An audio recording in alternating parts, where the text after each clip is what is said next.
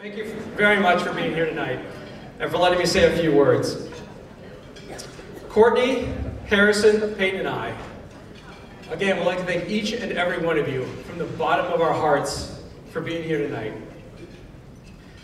Every day, but especially on a night like tonight, we realize how truly blessed we are for not only having a wonderful son and daughter, but to be surrounded by so many amazing friends and family. And we know it took a lot of effort to be here tonight. Lengthy travel for some, babysitters, tuxedo rentals, and a financial commitment. It would have been easy to say you were busy or had other plans, but you didn't. You are here with us tonight, you answered our call for support, and we realize how special this is. We consider you all good friends and are so extremely grateful for your love and friendship. I'd like to congratulate the Hallis family and thank them for their terrific fundraising efforts throughout the years.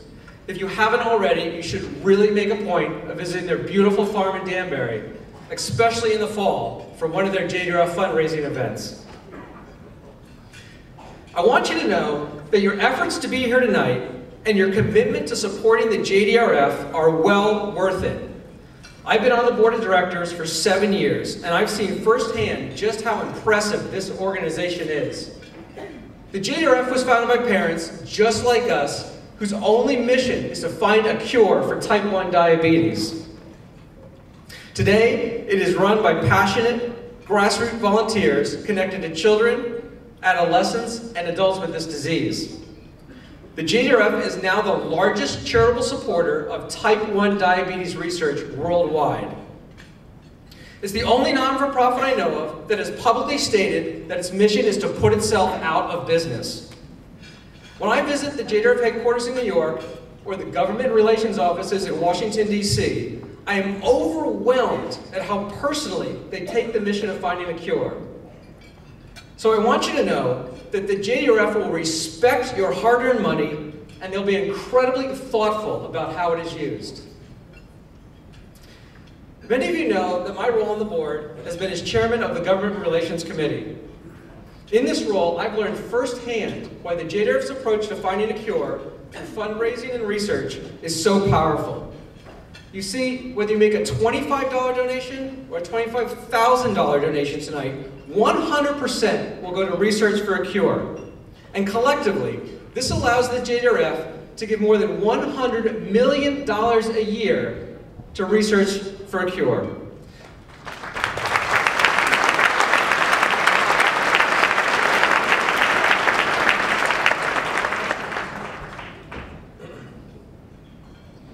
The amount that JDRF gives to research represents about 1/3 of all money spent on type 1 research in the United States. The rest comes mostly from the federal government. The percentage we contribute, though, that 1/3, is by far, one of the highest ratios for any major disease group. As well, we fund the really difficult research projects, where the return on investment is either too uncertain for the pharmaceutical companies or where the government simply doesn't have the expertise.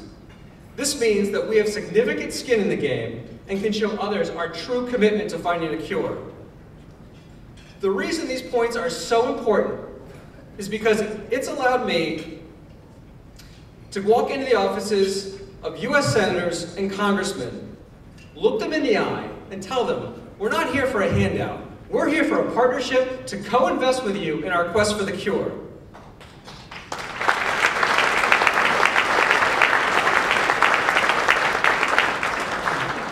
Over the last few years, this has resulted in having all 5 Connecticut congressmen and our 2 senators co-sponsor $750 million of legislation dedicated to type 1 research funding.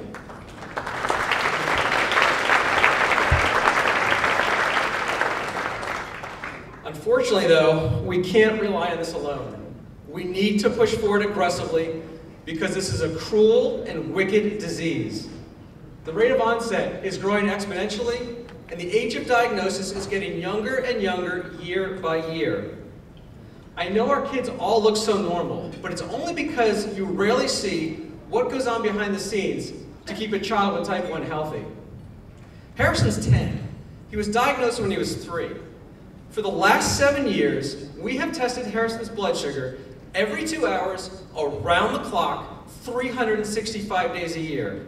And we try to calculate the exact amount of carbohydrates in every bite he's taken for 7 years.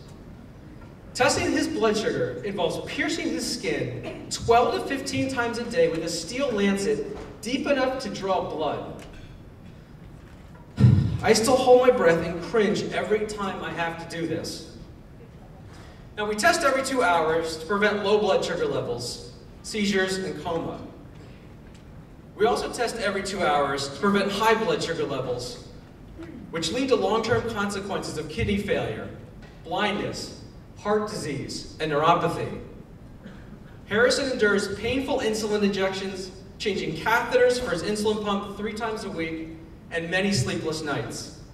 We always have medical supplies at the ready because we're really never more than a few hours away from a serious, life-threatening emergency.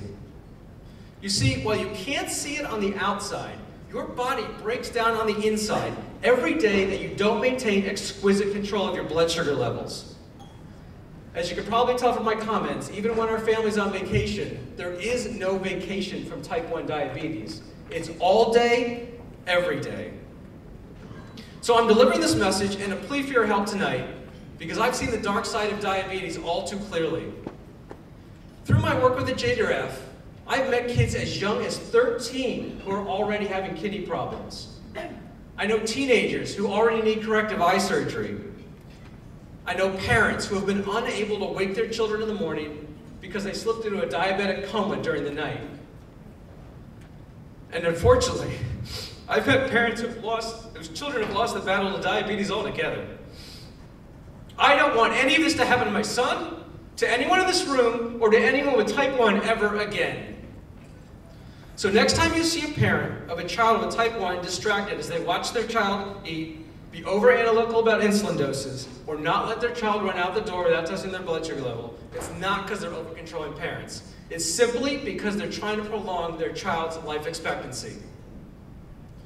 So this is why we are all here tonight, to make a difference and to be part of something bigger than all of us. Medical research is progressing at a rate faster than ever before. We are extremely close to a cure, but we have to push forward because research is challenging and expensive, and government funding is going to be harder and harder to come by in the years ahead. It's often said that the greatest thing in life is making someone else's better. Together, we have the opportunity to do this by changing the future for millions suffering from type 1 diabetes. With your donations tonight, you will become part of one of the greatest medical achievements in our lifetime, a cure for diabetes. And when we announce that cure, you can know in your heart that your involvement played an important role. This will be truly historic. It's going to change the course of healthcare. It will happen soon, and the world will forever be a better place. So, when you leave here tonight, please remember one of Courtney's favorite quotes. The difference between what we do and what we are capable of doing would solve most of the world's problems. Thank you for making a difference by being here tonight and helping us solve type 1 diabetes. Thank you.